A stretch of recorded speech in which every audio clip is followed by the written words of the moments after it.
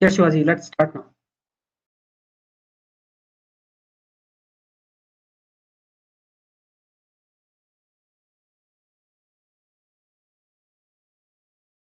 Morning and good evening. Hello, good morning and good evening. This is Shivaji Basu from TCS. I head the industry advisory group in TCS for the Tech BU, that is one of the mainstream business units in TCS that caters to the technology segment. And when we talk about the technology segment, we specifically are catering to the semiconductor, electronics, and the network sectors, where we are seeing significantly disruption not only in technology but also in the marketplace and business models, and not the least, the way the finance operation is being looked at as a function and also a driver of business change. And that is very much what is the topic today, the future of finance. And I have very distinguished colleagues from the industry joining me here from Extreme Networks and Oracle to talk about their perspectives and point of view about this change.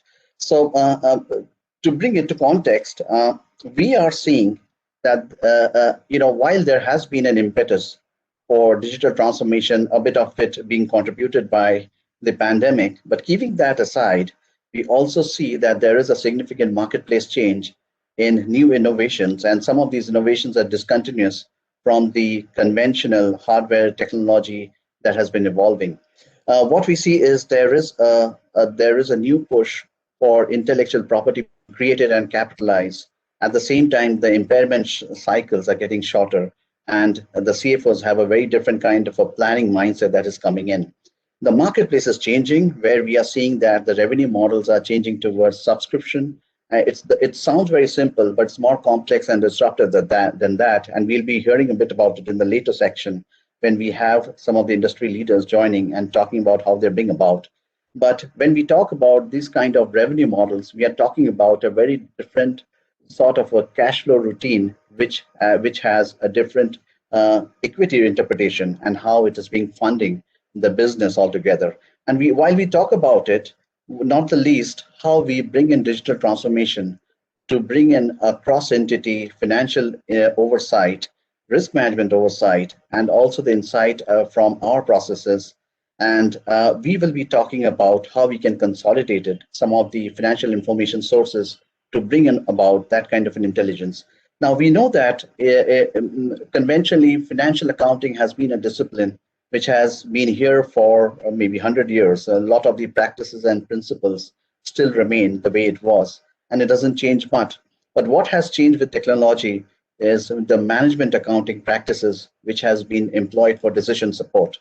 What has happened of late is we are seeing new ways to make management accounting interpretations, which is being empowered or rather enabled by technology, and the gap between the two is relatively shrinking.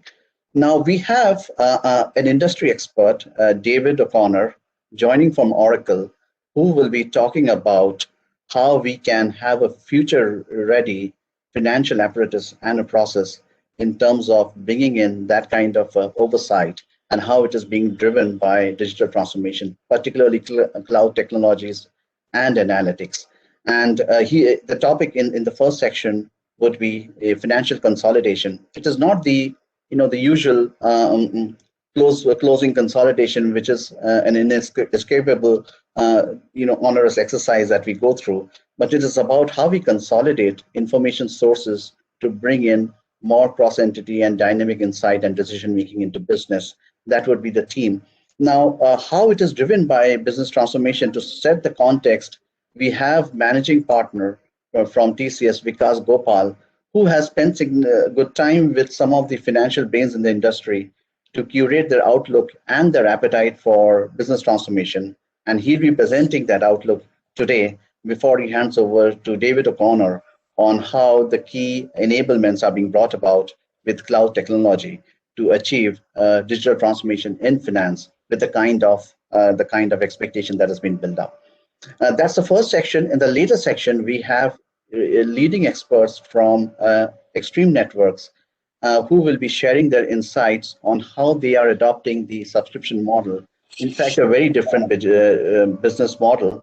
And we have been working with them, and we see them a pioneer in that area. We'll get to hear from them more about how this marketplace change is being driven by Extreme Networks. So throughout this session, I would be supported by my colleague, Dr. Kalol Basu, who will be curating some of your questions, and he would be bringing it to perspective to make this session interactive as possible and ensure that we have the maximum takeaway from the distinguished panelists that we have here.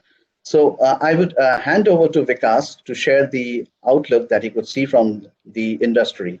And David, you can follow up from there from how we are achieving that sort of an expectation using the technologies that he would be talking about. Over to you, Vikas.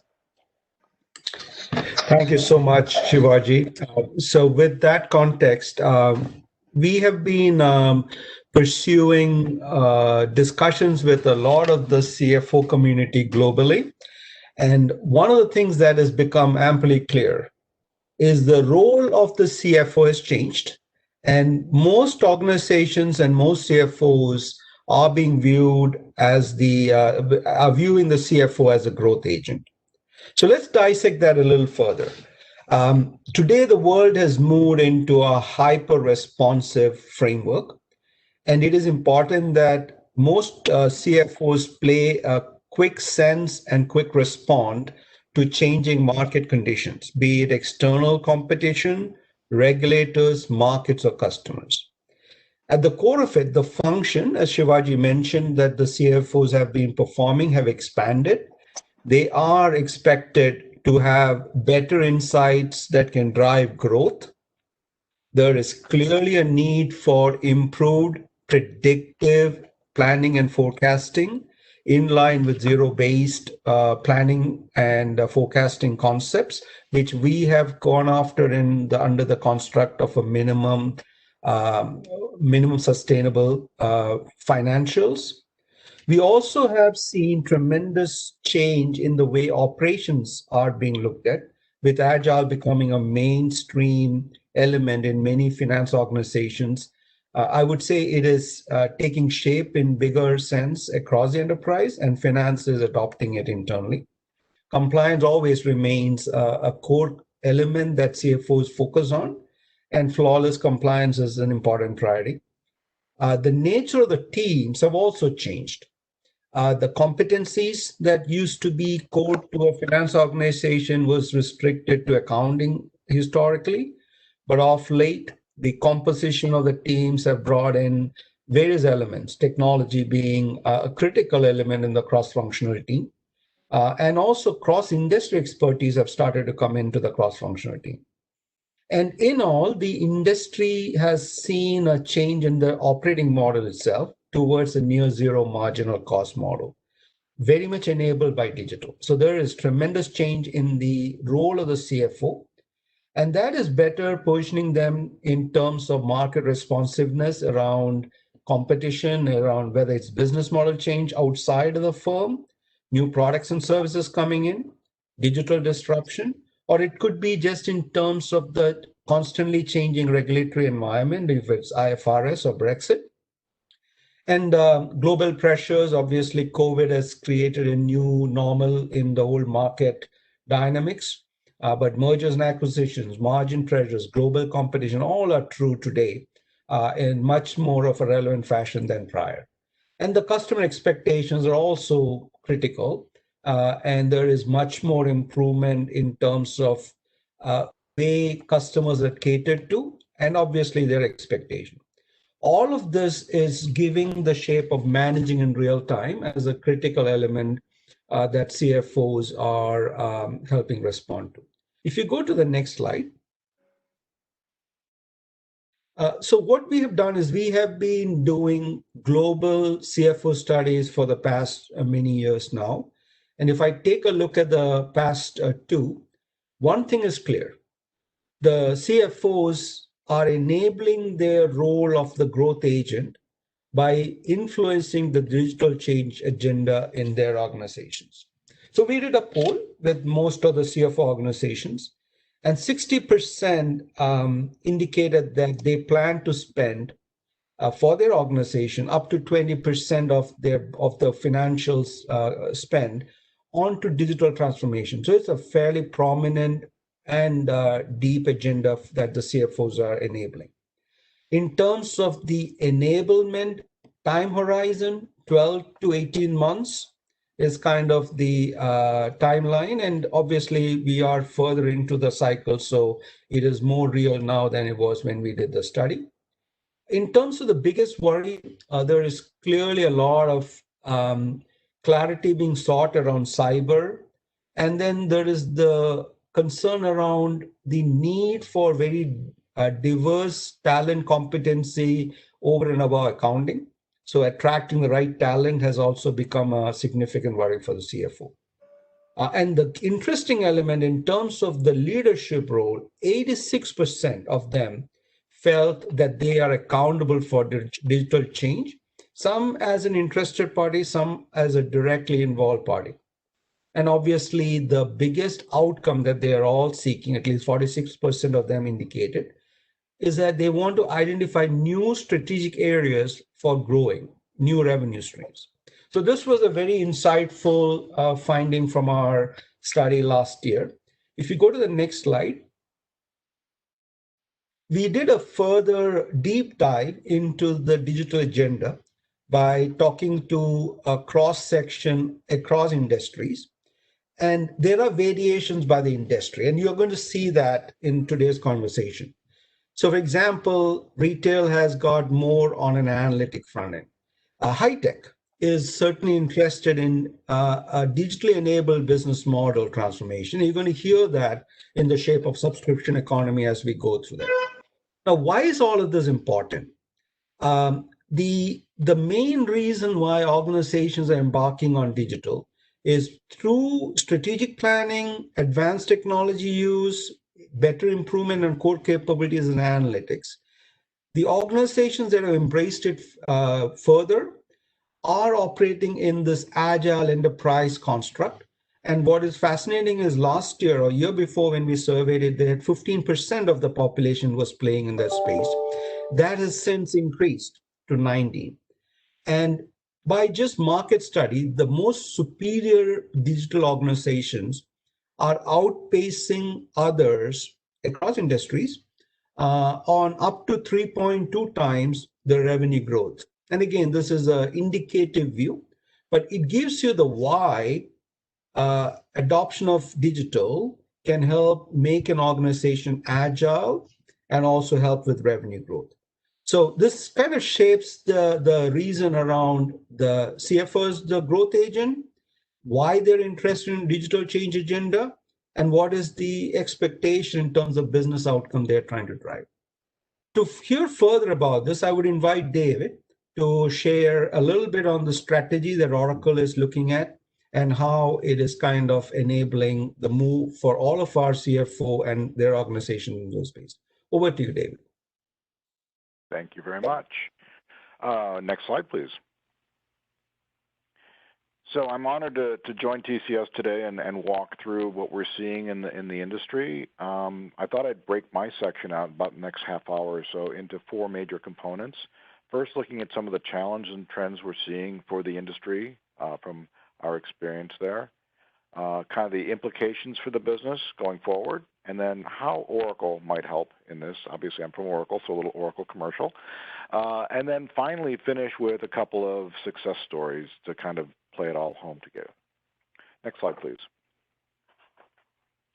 So Oracle takes a slightly different view than TCS about what makes up high tech, in that we think of it as basically, for our categorization, 5 major groups: semiconductor, OEM, outsourced manufacturing, distribution, and then software. But then we can each break those into further subsets. Obviously, we've got different channels. Some are direct, some are indirect, some are B2C, some are B2B. We've got consumer electronics, we've got software, we've got hardware, we've got infrastructure, we've got all kinds of combinations. So different industries, different business units, different types of segments have different requirements. But the interesting thing is, from an accounting standpoint, we're finding a lot of commonality. So where we might be tracking KPIs for one particular metric in one segment, it'd be slightly different in a different segment. The from the CFO standpoint, there's a lot of commonality and a horizontal view of the solution. Next slide, please.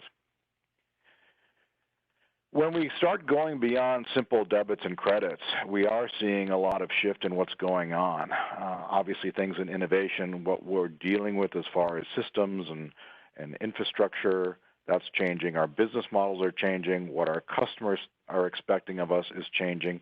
And then also with acquisitions and divestiture, that's all affecting how a business runs. So if we look at the next slide, please. We also kind of layer in some of the newer technology. So I never want to assume that accounting people understand what all these are, so just take a second and talk about a few of these. Obviously, social and digital collaboration. Think of this as like Facebook or Twitter, but bringing that into the business world. So having a conversation about my close process, perhaps, or about how my company is performing. So having these invite people to conversations within the system, have it secure, but have the same kind of sharing that's going on maybe with a Facebook-type solution. Obviously, cloud is a big component of this, getting our software up into the cloud, subscribing to it as opposed to owning it, having somebody else take care of it for me. All good stuff. We'll talk more about that. IoT stands for Internet of Things, and this typically is having sensors and attachments to what's going on in the business. So it might be temperature guides, it might be GPS locators on my mobile devices, moving things around, my little sensors, my robots, all those tied together. Now, IoT doesn't currently affect finance all that much, but who knows, it might in the future.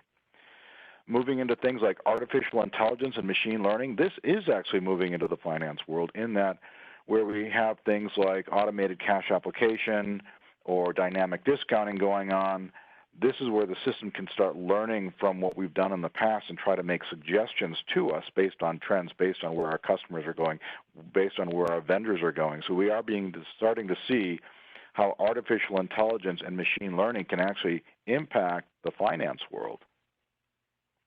Blockchain. So the pure definition of blockchain is ledgers linked together. And what does that mean? Well, one of my hobbies is collecting cars, so I always like to think of things along car lines. And if you think of Carfax, if you've all heard of Carfax, it's vehicle history. So Carfax probably isn't a true blockchain, but it's a good example of how a blockchain works. When I go to look at a car, I typically look it up on Carfax, and I can see the entire history of the car. I can see every time it's been registered, if there's any insurance claims against it, all the car repairs against it, every time it's been smogged at a smog station, when it transfers from state to state, and so on. So I really know the history of that car. So what we've done in that scenario is all those systems have been linked together throughout the Carfax platform so that I can see the life cycle of that car.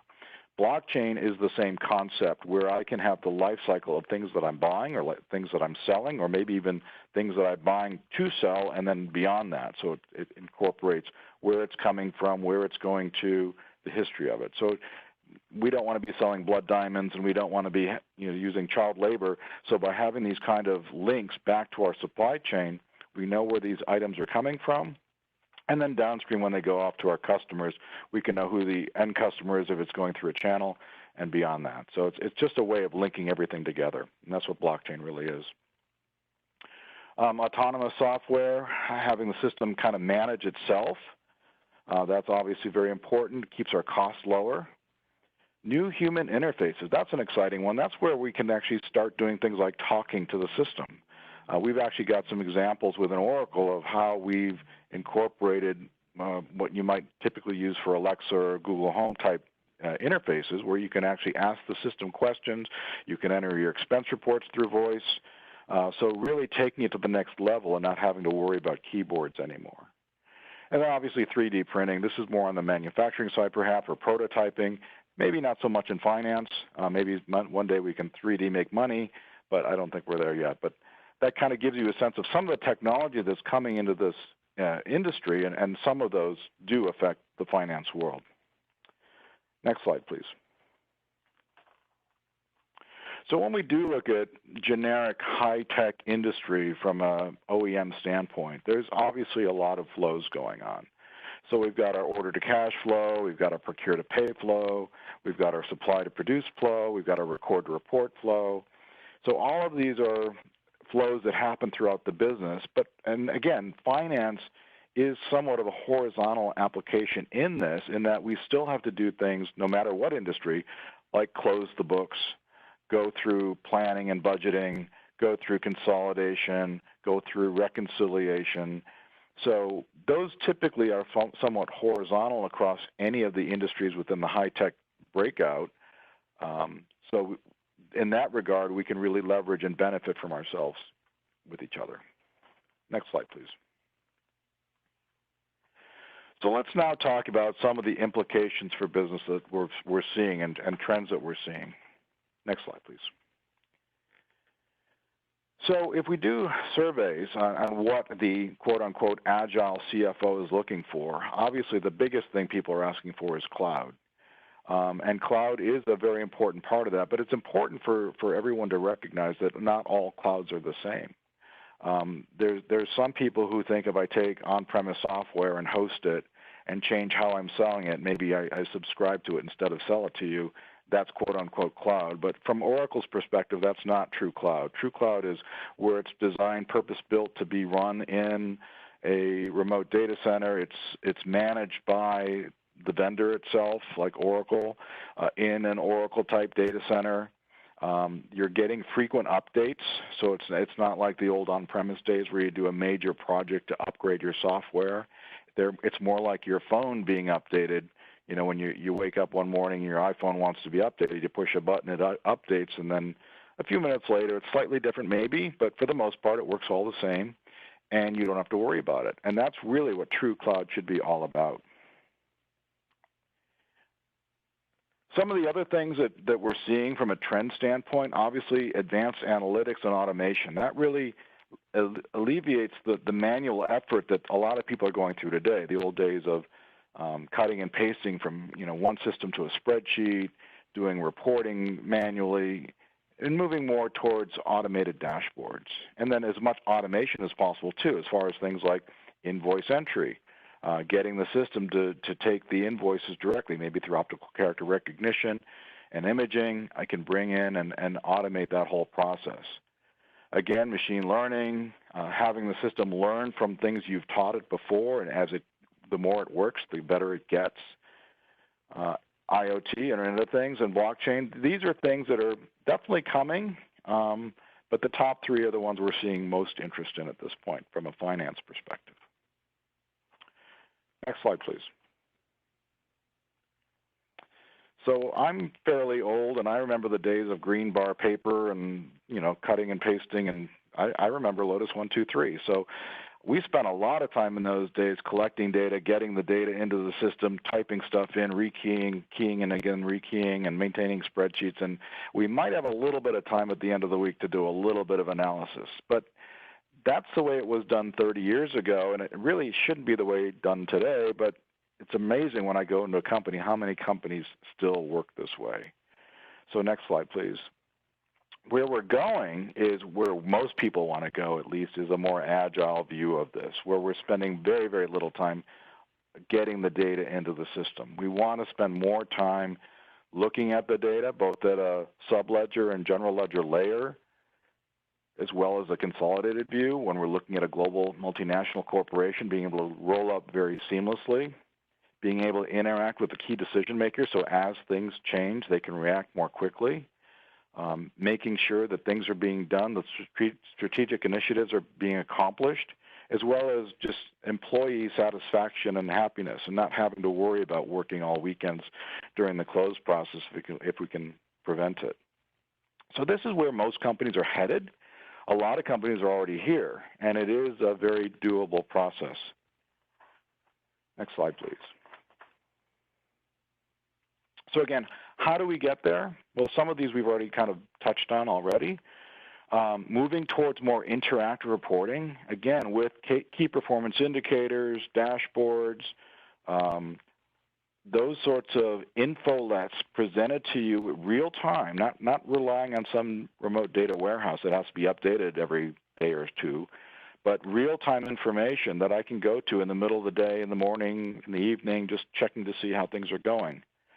Moving to touchless transactions. I mentioned imaging and optical character recognition for payables. This is an example of where we can get the system to do the data entry for us, as well as having electronic data interchange to bring things in from our vendors or our customers. Providing that continuous close process. So, you know, rather than taking 3 weeks, as we did in the old days, and maybe some still do, to close the books, we do almost a virtual close every day, or a subset of close. And then the real close itself becomes a much quicker process. There's a lot of large multinational companies that can actually close their books within a couple of days and get the financial reporting out.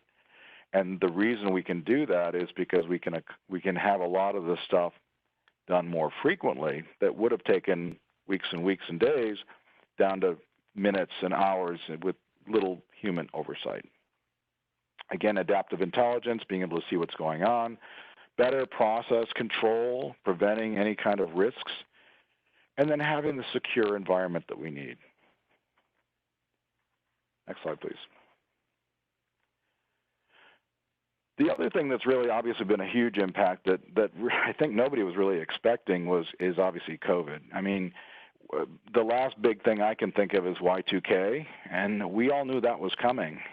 If I said to you a year ago today where we'd be today and what was coming in, say, March, none of you would have believed me. But yet, it caused huge disruption to the finance world and to the business.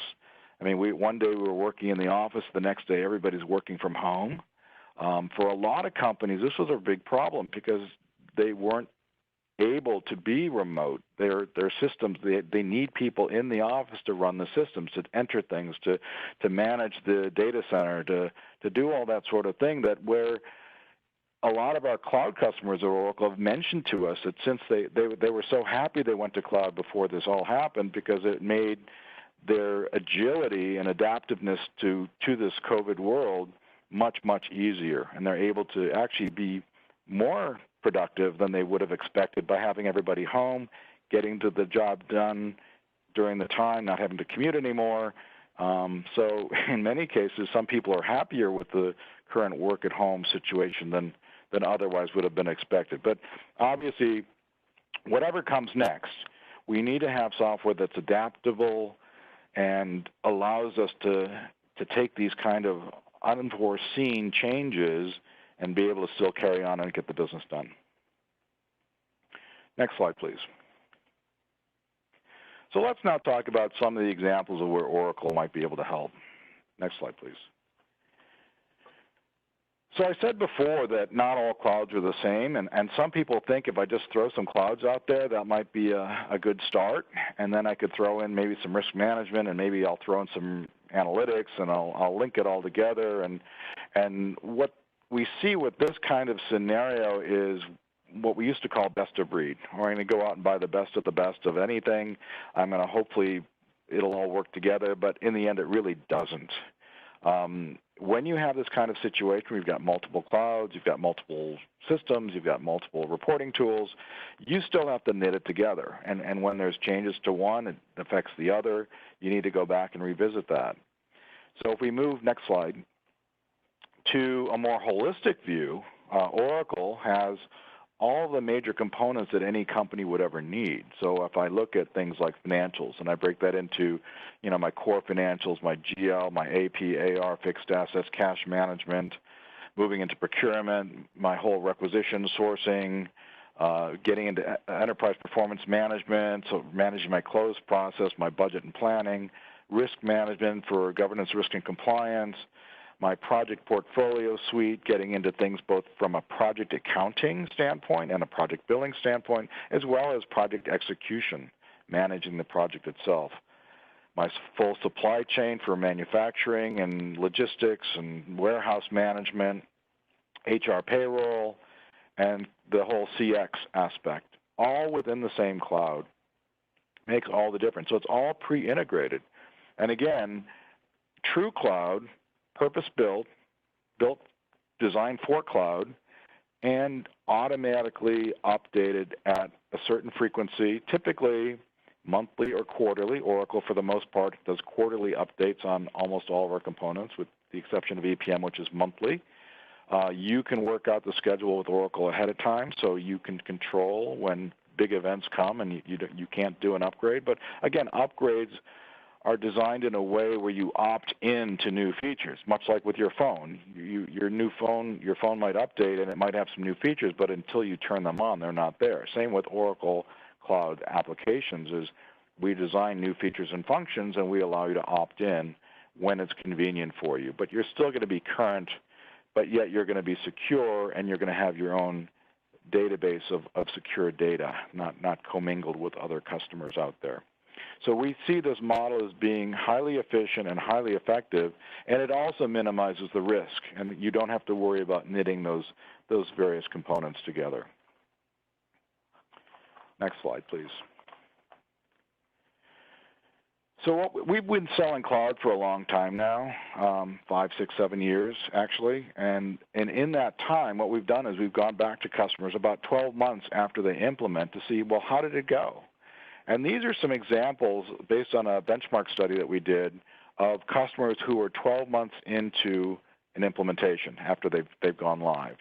So things that they're seeing are a 50% improvement in the closing process. They're seeing an improvement in productivity. They're seeing better reporting.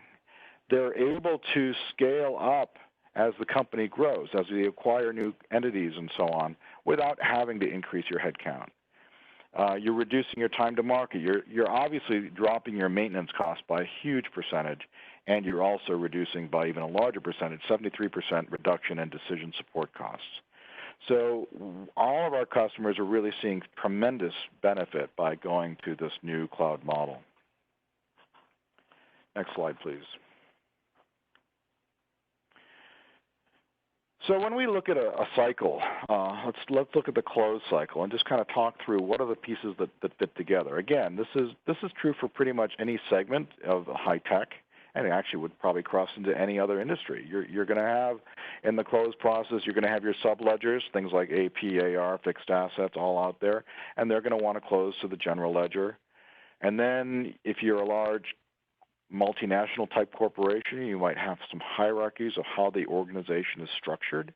So you might be rolling up different countries or just different business units or different, any kind of number of things up through a hierarchical relationship that you need to report on, all the way up to the global consolidated view. During that process, you may have to do things like intercompany eliminations. You might obviously want to do reconciliation, both at the account level and within the business unit. You'll have internal reporting going on, and then ultimately, if you're a public company, you'll have public reporting going on and statutory compliance. So this is the typical flow. So if we go to the next slide, we'll see how some of the Oracle products overlay on top of this. So on the far left, for the first two left boxes, our subledgers and our general ledger, we've got our cloud financials, which is an entire integrated suite, as already mentioned. And that can take you through all of the process of getting all your transactions in, managing them, closing up to the general ledger. We've got a flexible chart of account structure. We've got ledger architecture that allows you to maintain different currencies, different accounting methods, different fiscal calendars, all within that same environment. And then we can move up to the next level, number 3, which is our financial consolidation and close tool. And what this allows us to do is take it one step beyond what the general ledger might do, in that I can take all the information from the general ledger and bring it up, but I can also bring in non-Oracle general ledgers as well. So if I've got an acquisition that's using some other system, I can bring that in as well. This is especially useful for any kind of company that's growing, where they're always going to have acquisitions, they're always going to have disparate systems.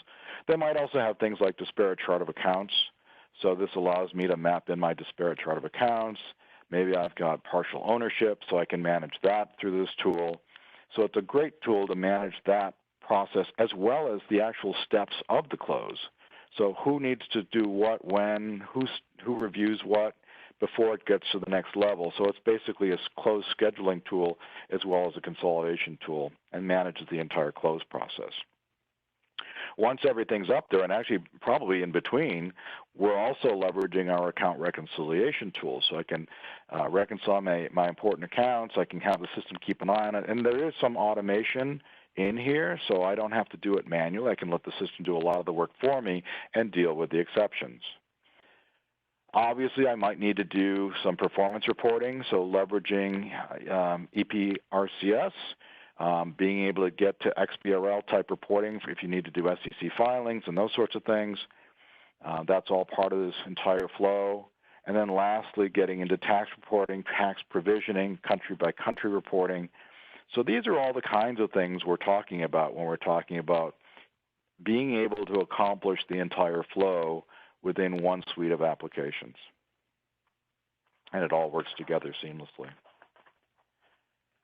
Next, please. Next slide, please. So again, having those pillars, as we see illustrated across the bottom, our financials, our procurement, our projects, risk management, and then the enterprise performance all linked together, we're also able to work with them and collaborate with them with a variety of ways of getting into the system. First of all, I can use almost any device. I could be using a mobile phone or a tablet or a laptop. I could be coming in through VPN or Direct Connect, depending on my security. So I'm able to access the system with full security. The right people see the right thing, but I can do it from anywhere. So when I'm suddenly working from home one day unexpectedly in March for the next 9 months, nothing bad happened in that process. I'm also able to leverage a lot of the social tools I mentioned earlier. We actually have a social platform embedded with our ERP and our EPM layer that allows me to collaborate with my team members, my peers, my superiors, to respond to questions, to have conversations electronically that are also auditable. So later on, if I want to find out why the close process was so bad one month and better the next, I can look back at the conversations that are going on. I can also share the information, share reports, and so on. User experience. This is something that we've greatly improved over time. If some of you older Oracle customers, you may not have fond memories of our look and feel, but that's all changed with the cloud. We've spent a lot of time making the screen more usable and going beyond just what it looks like. It's how do I work with it? We spent a lot of time watching people working with systems, all different systems, and seeing how often did they leave the system and go to email or go to Instant Messenger or go to Excel. And we tried to build links for all of those things so you don't need to leave the application anymore. You can have dynamic conversations. You can link out to your HR tables, your hierarchies, your email, your messaging, share reports, and so on without leaving the system if you don't want to. Again, the real-time analytics, being able to see what's going on in the business, moving employee self-service to something that's very easy to work with. So whether I'm using a mobile phone or tablet to enter my time against projects or just enter my time for labor, I can do that, or expense reports. I can take pictures of my receipts. So all of these are things that really improve the interaction with all of the applications I'm seeing below. And also the personalization capability, where configuration is allowed in cloud. Customization is typically not. We have tools to extend it if need be, but we want to be able to personalize it in a way that it works for each company and also works for each individual.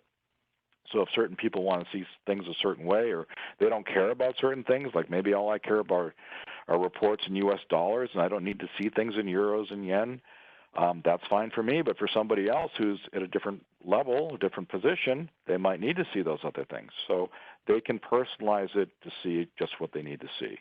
And most importantly, secure, being able to restrict who can see what, when, and where, as well as getting information into the system safely. So all of this is part of the overall cloud foundation that the Oracle applications are built upon, with a renewed emphasis on how people interact with this. Next slide, please. So reporting is also a big part of this. So getting information out is probably as important, if not more important, than getting information in. We want to make sure we get it in correctly, obviously, but I want to be able to pull it out the way I need to see it. So we've got a couple of tools. We've got a couple of technologies actually underneath our financials. One is that cube is represented by an S-base cube. It's a multidimensional cube that allows me to slice and dice and pivot and so on. That comes from our Hyperion acquisition, which occurred about 10 or 11 years ago. We actually embedded an S-base cube in our general ledger. We've got S-base cubes underneath our cash management module. We've got it under project accounting module. So it allows us to quickly slice and dice the data.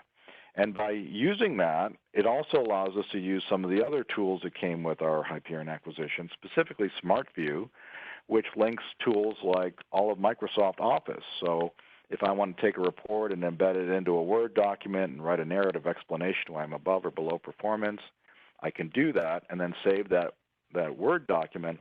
Next month, open it up, change the date, refresh the data, and it pulls in the next month automatically. Same with a PowerPoint presentation. Maybe I need to present some information to the board. I can create my presentation. I take some reports, embed them in the PowerPoint deck.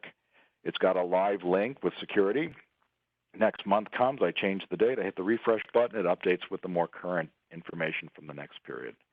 So it makes reporting both to myself and also to my peers a very easy process. The same with just traditional financial reports, pixel perfect reporting that any CFO, CEO would want to see.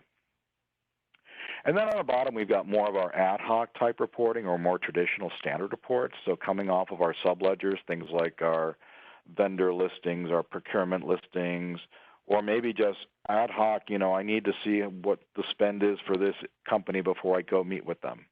So OTBI stands for Oracle Transaction Business Intelligence. Again, all of this is built off of real-time information that allows you to get the most current information when you need to see it. I can also take those OTBI reports as well as the financial reports and present them on a dashboard. So again, when I come in the morning, I need to see what's going on with my business. I merely open up the dashboard. I have a library of these KPIs that I want to choose from. I just click on the ones I want to see. Some of them have drill down capability depending on how they're written, and I can see how the business is trending. If there's not all the ones there that I need, I can build some more. I can have other people build them. Oracle is constantly adding to the library, so there's an abundance of information out there. Next slide, please. So let's now talk about a couple of examples of where customers have taken everything I've just talked about and kind of built on that. So the first example I want, next slide please, is my old friend Western Digital, and I actually have been working with them for over 20 years. They're based in Southern California, where I am, or they were. If we go to the next slide, we can see on the top, on the left box, you can see legacy Western Digital was using Oracle E-Business Suite. So several years ago, they merged with HGST, and they also merged with SanDisk at the same time. So these three companies were coming together. The HGST and SanDisk were both using SAP, while Western Digital was using Oracle E-Business Suite. So they went through an entire evaluation of comparing the current version of SAP versus the current version of Oracle E-Business Suite, as well as Oracle Cloud, formerly known as Fusion. So it was really a three-way race between those three platforms. And they really spent time on all of them, and they quickly decided that Oracle E-Business Suite was not where they wanted to go, that if they were going to go with Oracle, they were going to go with Cloud. And then they also realized after this evaluation that SAP just wasn't where they wanted to be, that they felt that Oracle Cloud was the future. And by the way, these are Western Digital slides. So this kind of walks through their internal presentation of how they showed how they were going to go forward of taking the current state of having those two SAP platforms and one Oracle platform and merging it together on the new platform to the right. So if we go to the next slide, we can actually see their process of getting there. So they actually did a phased implementation. They took it group by group. It was logical to them. They started with the enterprise performance layer, so doing consolidation and planning and budgeting in that layer first, going through that, getting it all up and running, and on the bottom you can see the platforms or the tools that they were able to eliminate once they got those platforms live. Once that first phase was done, they moved into phase 2, which was one of the larger phases, and this went more into financial planning, enterprise performance, as well as core accounting. So getting into all of our subledgers, payables, fixed assets, cash management. The general ledger itself was obviously part of this, and as well as indirect procurement. So going through requisitions, purchase orders, matching to payables, all that stuff was all part of this phase. And then they moved in, after that phase was complete, more into the customer-facing aspects, going through the order orchestration, customer contracts, and then ultimately into the order management and AR side. So getting it all the way through the order, accounts receivable, collections, and all of that. So they've been extremely successful in this process. They've really made a lot of progress. A lot of the time spent during this was actually business process re-engineering, not necessarily software implementation. So you don't have to think that it takes 3 or 4 years to implement cloud. It really doesn't. We've had companies implement it in 3 or 4 or 5 months.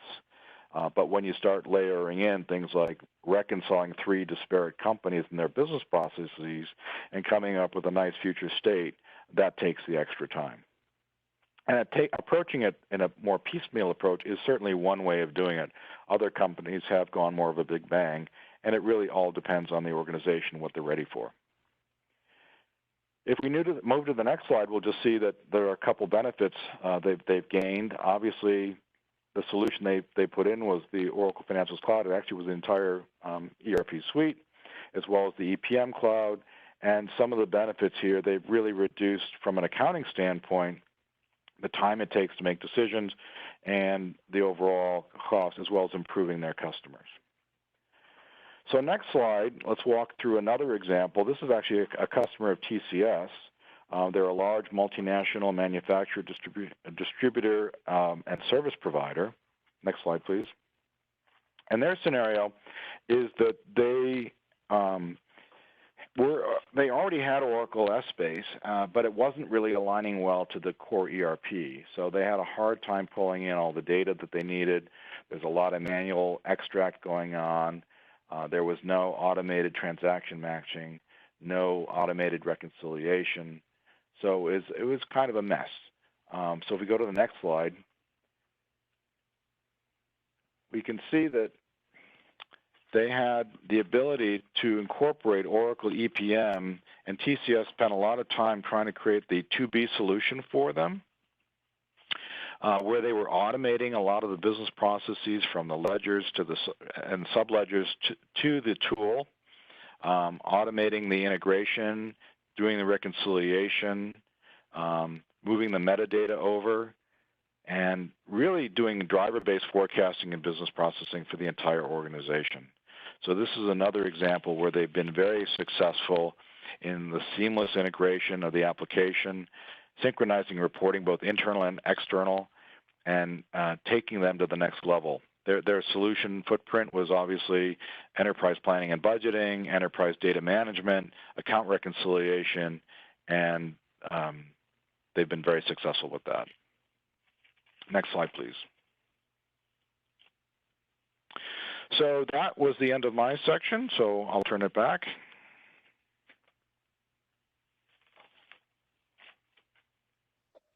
Thanks, David. Indeed, TCS is working with Oracle in quite a few digital transformations that we are driving. And I can tell you one thing that we are coming across in many of these transformations is, while we talk about cloud native applications, that is applications like Oracle Cloud that harness the scalability of cloud, there is a parallel definition that is coming in as cloud native business processes, if you will, which harnesses the ecosystem that is brought about the cloud. So many of the concepts that David has talked about, like private workplace integration, of course, of the COVID situation, as it has become a more kind of an imperative, or integrating, with IoT data sources, or having cross-enterprise hyperledgers. These are all the possibilities that are unfolding when we are talking about a business process which is cloud native. And a lot of these transformation that we are doing is being driven using, a good part of it is being driven using Oracle technologies. In fact, TCS is investing on concepts like ledger virtualization, where we are mashing up ledgers from multiple legal entities, not from an accounting perspective, but from bringing in another layer of insight, very similar to the general ledger mashup that David talked about. We are working on ratio gamification for anticipatory risk management. And these are all technologies where we are also, concepts where you're using technologies like Essbase and also the technologies which are coming from blockchain and IoT brought together in context. So I think there are a lot of possibilities that are coming up, and I'm sure that when we talk about digital transformation, there are not only redefining of the process, but also how we look at the ecosystem. Now, when talking about ecosystem, there's another disruption that is happening in the marketplace. That disruption is to do with how the products and services in technology are being defined. For example, with advent of IoT, we are seeing data which is on the move, like stream data, becoming more significant than the data which is in store. We are seeing in the network area that many of the network segmentations that was classically defined by a complex clockwork of routers and switches are today being managed by smart algorithms, one of which the technologies is called network function virtualization. Even in semiconductors, we are seeing companies like NVIDIA, which is not only selling chips, but they are also monetizing data models, which are trained pattern recognition data models. Now, we are talking about a very different kind of a revenue modeling. In accounting terms, what was earlier called separation of elements is coming down to what we call combination of elements. And this is not merely about the revenue recognition rules that may have come up a couple of years back with the IFRS 15 and the 606 mandate. It is beyond that. It's about how we are able to forge new revenue models, how we are able to play business models in the marketplace in a way that we leverage ecosystem and the dynamism that comes across in these products and services. These dynamisms are not simply in terms of the subscription model, but how we are able to harness the usage models of the consumer, convert that into very innovative entitlement schemes, and draw intelligence from very dynamic install bases, which has insights about those usages. One of the companies that is driving this marketplace change, or rather pioneering, is Extreme Network. TCS has been working with Extreme Network in how monetization and subscription models is a new business model in network, and how Extreme Network has brought in the whole apparatus to make it as a business model play. We are very happy to have Michelle Anderson with us, one of the leading thinkers we've worked with. She is the Vice President in Extreme Network in IT and BizOps. And we also have Pat Drake, who is the Financial Controller and Vice President, to talk about this change that Extreme Network is bringing about. And to anchor this panel discussion, this is a panel discussion, we have Padma Rao from TCS, Managing Consultant, to bring about this discussion into the context of how the marketplace is being changed or driven with the digital transformation. Over to you, Padma. Thank you so much, and welcome Michelle and Patrick to the panel discussion today. So post-pandemic, the technology companies are adopting subscription business model as consumers have increasingly demonstrated valuing usership over ownership. Companies with such models are consistently demonstrating a few capabilities to showcase their adaptability and resilience. Some of them being ability to launch new revenue channels, automate capabilities in an increasing digital world, and harnessing the abundance of rich customer data to improve subscriber experience. So welcome Michelle and Patrick on this panel discussion. And I would like to start with a few conversation points so that you could share your experiences regarding Extreme Networks adoption to subscription and the overall industry trends in general. Podrick, with respect to Extreme Networks' imperative for moving towards subscription model, can you explain some of the salient features and the thoughts behind adoption, please? Hi, Padma, and thank you very much for having me. I appreciate it very much indeed. The first thing I just want to say is that digitalization is obviously a very broad concept, and one of the things that we're doing with TCS right now is robotic process automation with our own finance back office. But to speak, I suppose, specifically around subscription, for us, it's really trying to sell our technology as a service, which is a very important paradigm for Extreme. And I guess what we're seeing is we need to respond to a market which is being moved or which is accelerating because of the big mega trends we've seen recently. The first one of those is obviously working remotely, driven primarily by the pandemic. And that's causing companies to have to rely on networking and networks like they've never relied on them before. They've got to be capable, robust, secure. If you don't have a working network, you don't have a company. So that's a huge factor. The second big factor that we're seeing is data. It's data. Data is everywhere. And we're even using data in our world right now to run analytics on our customers to help them to identify and predict where they'll have errors or issues with their network before they actually happen. So they're the two mega trends that are, in my view, accelerating the momentum towards this kind of subscription billing module. I think, of course, it brings many benefits in terms of it gives companies a recurring revenue stream. That is a risk-averse strategy for companies, especially right now. You're not relying on this one-off large CapEx type arrangements. And the second, of course, is that it is fundamentally an OpEx-based model. What that's doing is taking risk away from end customers around their technology selections and their technology requirements for their network. So it's a very, very important development in the business in the past recent while, and we see this accelerating all the time. Thank you for those insights. Hi, Michelle. Good morning. So earlier this year, TCS conducted a survey with about 300 global companies on their planning to manage the impact of the COVID-19 pandemic. And one of the key findings that we had was that despite budget cuts, most of the companies are actively expanding their digital footprint. Can you share your views on this trend and why subscription an area that is being looked at as a priority for your industry? Yes, and thank you for having me today, Padma.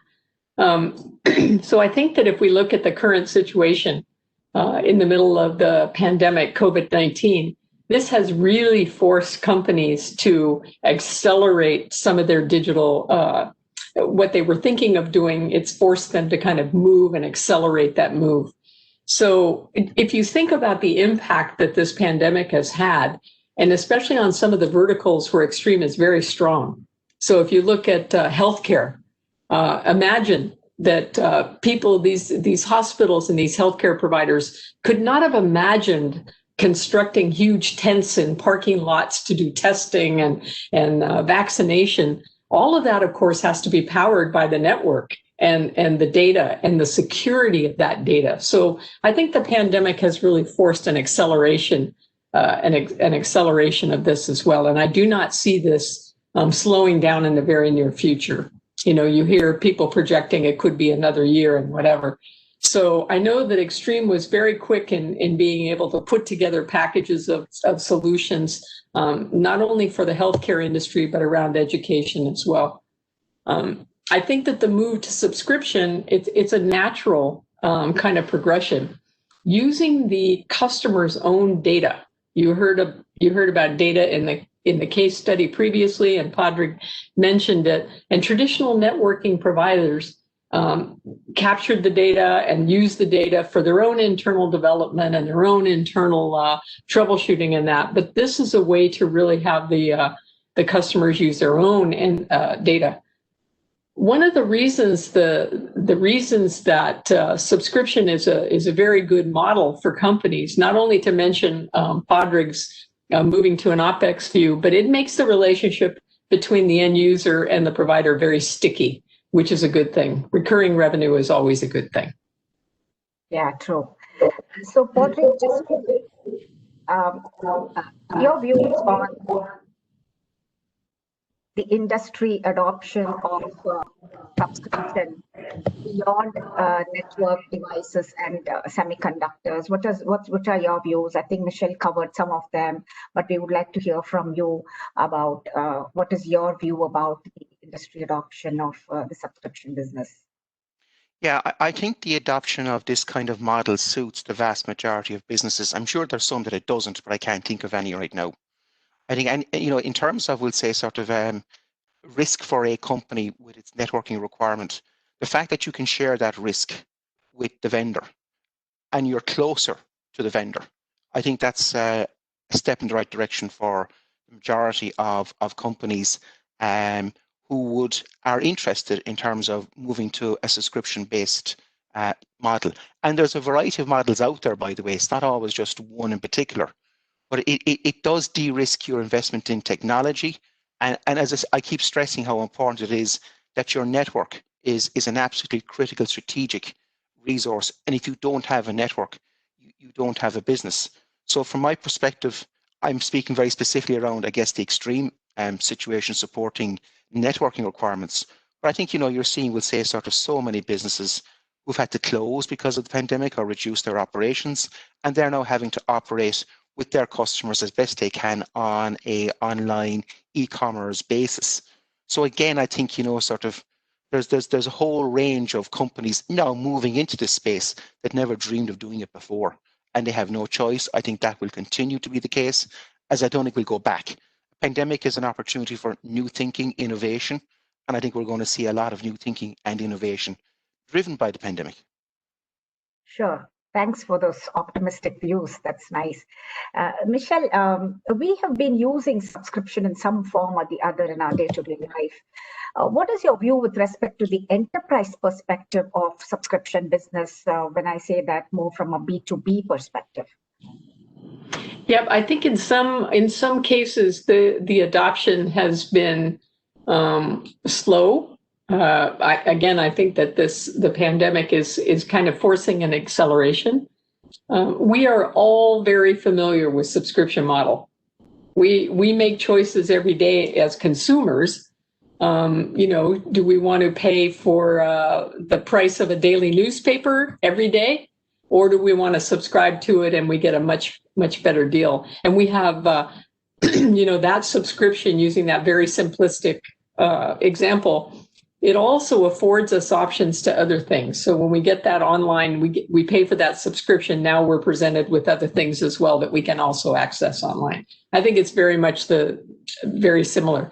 I do think the trend will continue. As Padraig is talking about all the financial benefits to companies to move in this direction, and is certainly beneficial on both sides of the table.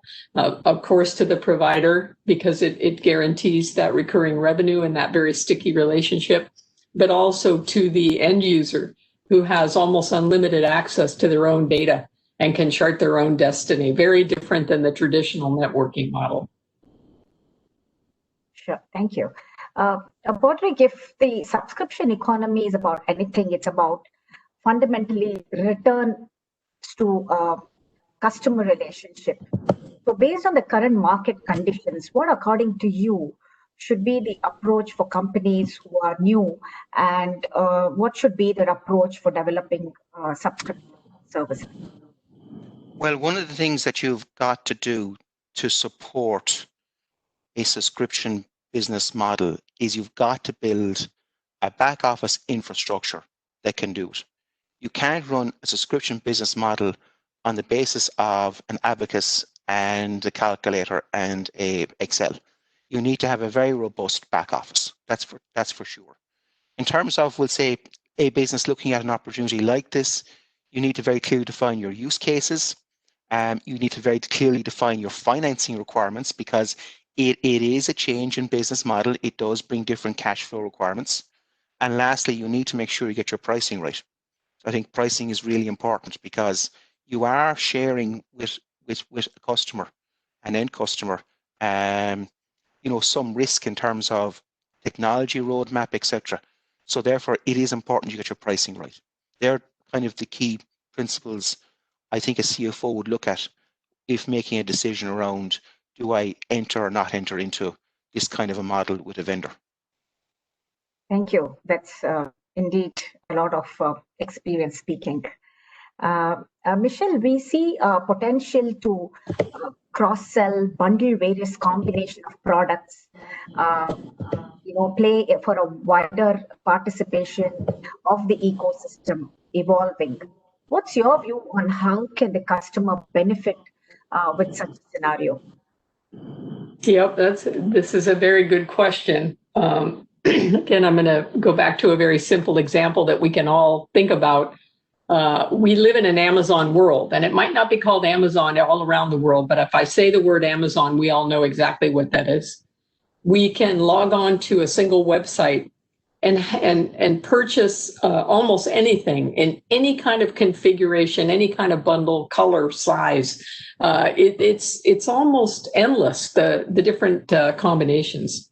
So the people who sit in closets and run networks, who sit in labs and data centers, they also are very, very familiar with that single application or single website, multiple applications. All of a sudden, and of course our smartphones, it's just very application rich. What the networking providers are more and more able to provide is really that kind of application experience, where the end user, the person running that network, can log in, and again, using a combination of their own data and the applications that the network provider puts together, the ability to combine things and to make it work specifically for the end user will just increase over time. Definitely. I think that's a definite win. Number one, for the end user, because they can make it work for whatever application that they need. And of course, for the provider, because they're able to turn those different applications into revenue streams. Yeah, thanks. That was a lovely simile used for Amazon world. So true. Thank you. Patrick, with respect to the ROI perspective in the short term and long term, how should the CFO of a company look at the new business model, and what would be your advice to the participants here from a financials perspective? I guess the key there is the fact that it's a recurring business model. That is, as I said, bringing you a risk-averse revenue scenario. If you're entering into a quarter and you've got half of your revenue coming from a recurring revenue model, that's a really good thing. You feel a lot better about your forecasting, etc., your risk exposure as you face into a quarter. Obviously, as I said, your investment decision is fundamental. And I just reiterate the conversation in terms of cash flow, the ability to sort of ensure that you're forecasting your cash flow correctly, and the need to invest in an adequate back office to support this kind of transaction flow. If you can't manage the transaction flows correctly, then you're going to have a major issue. So you need to factor that into any ROI calculation. And obviously an ROI calculation is necessary for any kind of major investment. Sure, thank you so much. Michelle, what would be your closing views to our participants here today? Yeah, so Padma, I think we can all agree, I'm hoping we can all agree that moving to subscription is inevitable in the networking space. This is happening, it will accelerate, and it will continue to happen. I think that leading with solutions such as what TCS offers, I joined in time to hear some of the Oracle case studies, and Padraig has mentioned a couple of times the importance of that back office support to make all of this work. So I think leading with those kinds of solutions, I think, is exactly the right thing to do. I know we've taken advantage of several things that you offer in this regard, implementing the subscription billing tool, one of the most recent. But I think that I think you're in a good position to lead with those kind of solutions, and we're very happy to be part of that momentum. Thank you, Michelle and Padraig, for your time and insights. And I'm sure the participants here today would have gained a lot of insights from your own experience of adopting subscription in your business. Thank you so much for your time. Thank you.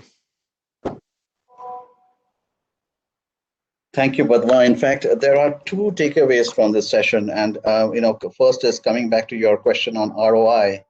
If I go back to what Michelle said, subscription model makes the relationship between the consumer and the provider very sticky.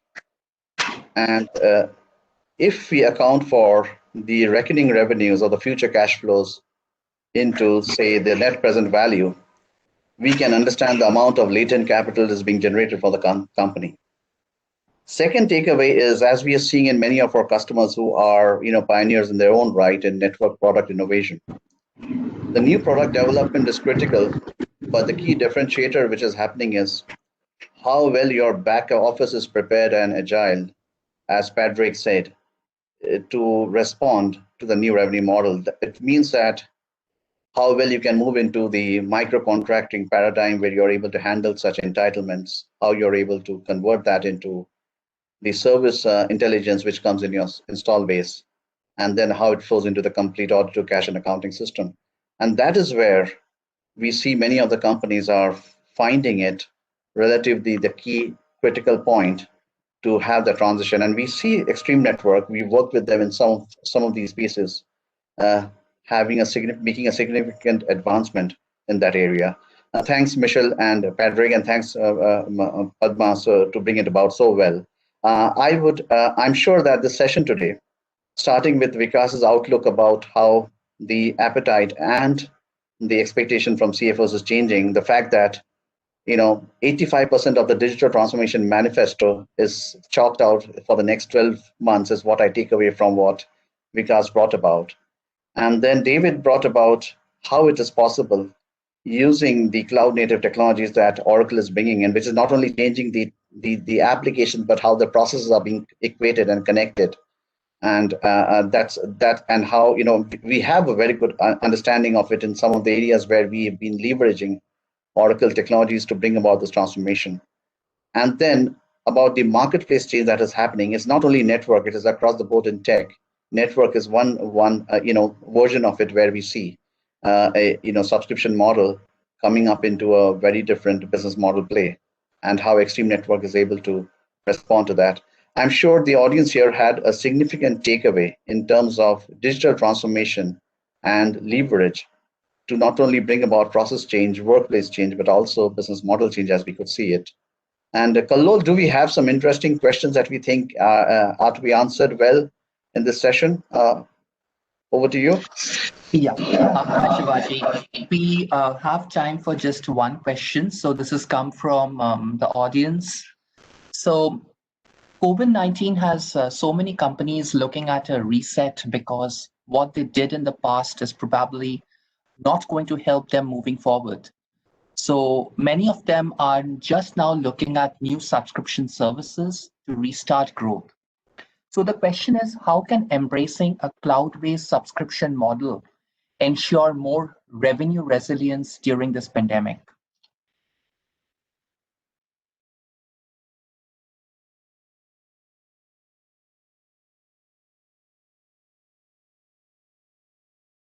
Probably I can take that question up, Kallol. It's a very interesting question because one is adoption of subscription business, but then what kind of cloud setup do you need to have to support the business?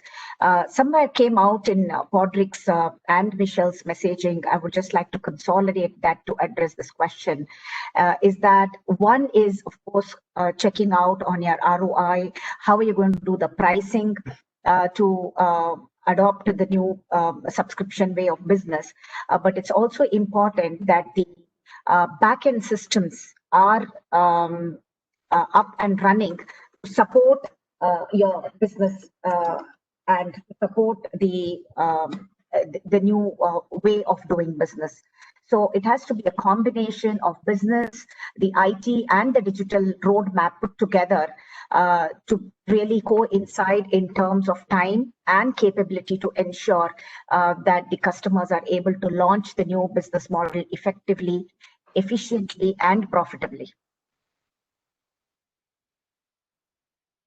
Thanks, Padma. I want to check, am I audible here? Because I got a message that I may be perceived as on mute.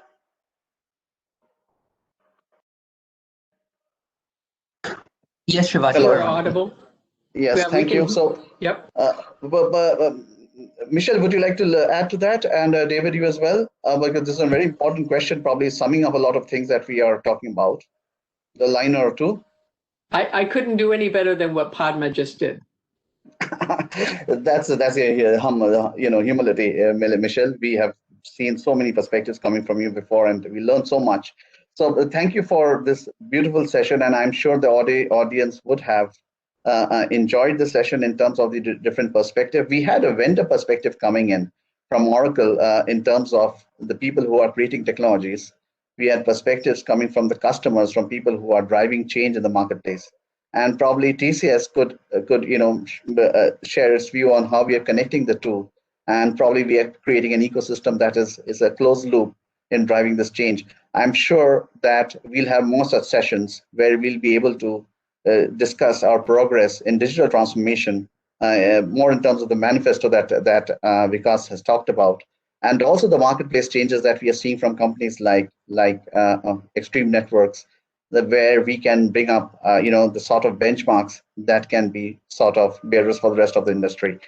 Thanks for joining this session, and thanks to the panelists for having time and sharing your insights. And thank you TCS colleagues for being with me in this session. Thanks, everybody.